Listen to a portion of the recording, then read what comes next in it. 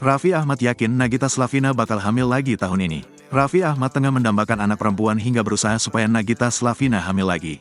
Bahkan Raffi Ahmad telah mendapat firasat jika Nagita Slavina bakal hamil tahun 2024 ini.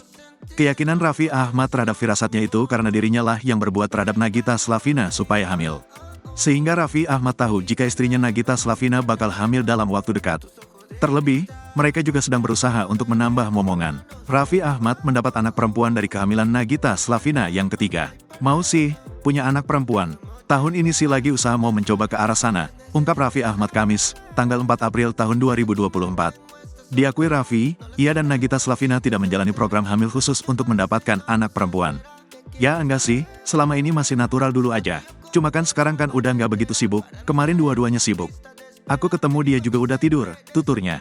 Lebih lanjut, Raffi menyebut ia mendapatkan firasat bahwa istrinya akan hamil lagi di tahun ini. Ya berusaha sih berusaha, tapi kayaknya sih feeling gue sih tahun ini hamil sih. Feeling gue, ujar ayah dua anak itu. Gue sih feeling oke lah, karena gue yang berbuat sama bini gue.